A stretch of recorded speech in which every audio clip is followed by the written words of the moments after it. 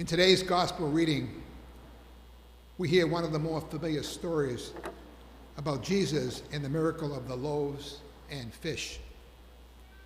There's a version of this in all four of the Gospels.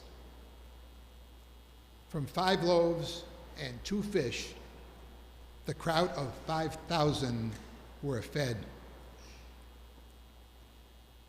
If we take a real close look at this miracle, beyond the miracle of multiplying, we see another miracle. The real miracle of how Jesus gave of himself to others.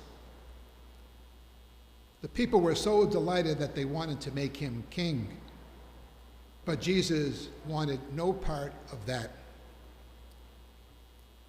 You see, the focus of Jesus was not on the power of the miracle or the power of himself. His real power was his humility and his call by God the Father to serve, to feed the rest. And he calls all of us to do the same. When Jesus saw that crowd coming, his first thought was to take care of the people. He doesn't know how he will be treated.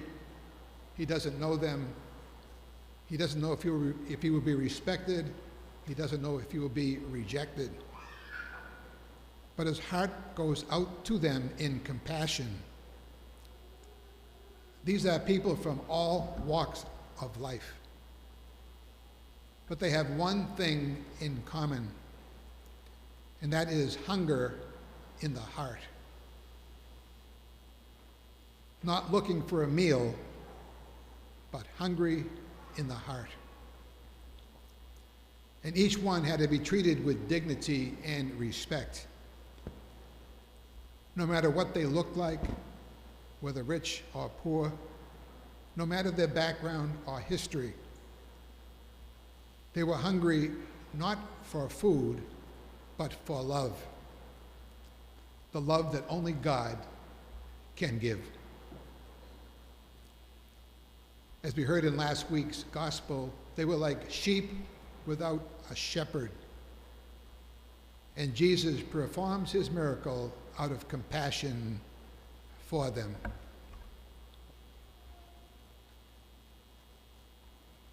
I would like to share with you a story about a friend of mine in the 6th grade, back in middle school. His name was Herbie.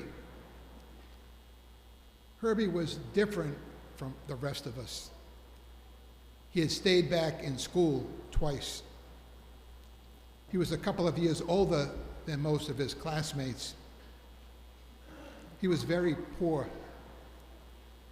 He always wore shabby clothes to school, always hand-me-downs. He wasn't very attractive. He was always untidy, unkept. And frankly, I don't think he ever took a bath.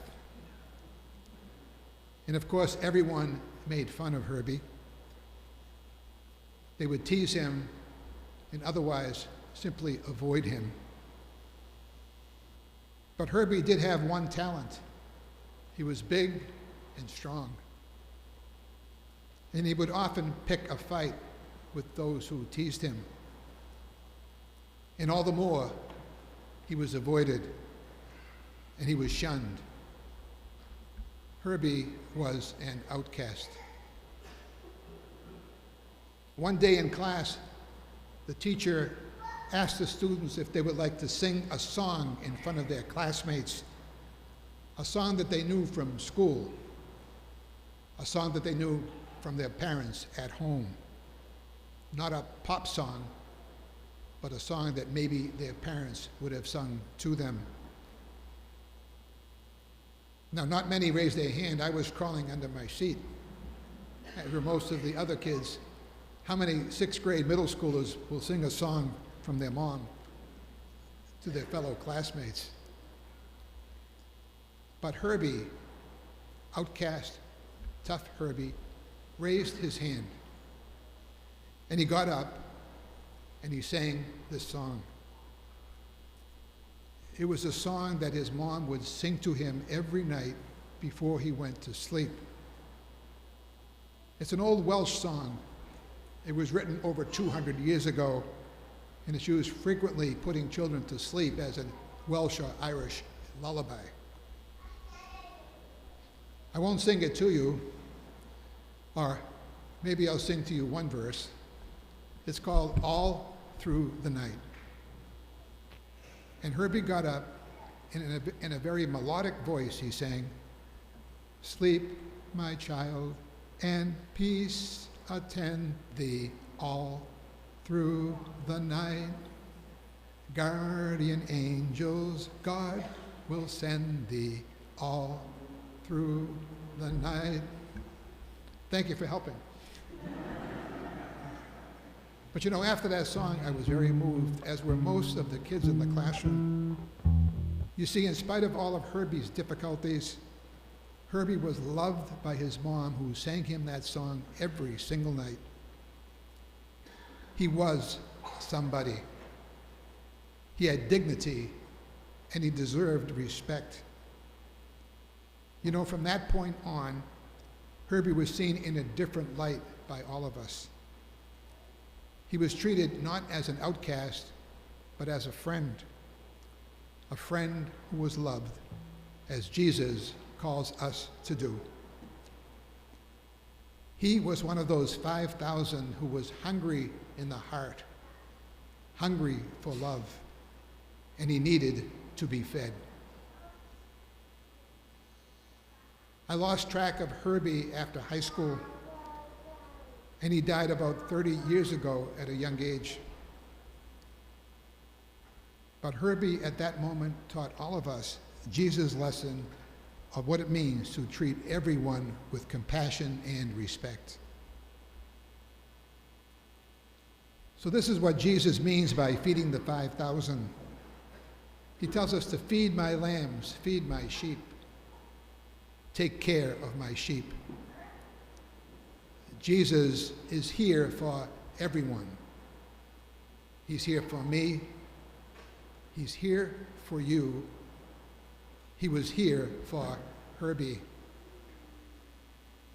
Jesus was there for the crowd of 5,000. Even when things seemed impossible, he was there for the rich, for the poor, for people of every culture. And Jesus came to let us know how important each one of us is to him. And we are called to do the same. We are called to let others know that we care because Jesus cares, especially to those who most need it. If we do that, then we touch the hand of God. In a few moments, we will receive the bread of life to sustain us in the Eucharist. Jesus feeds us with his body and blood, soul and divinity, not only for one, not only for 5,000, but for the millions across the world. And we ask the question that Jesus asked us. Are we here for him to continue his work? In doing so, can we lead other people to Jesus? Can we answer his call to serve the rest and care about them with humility, respect, and compassion?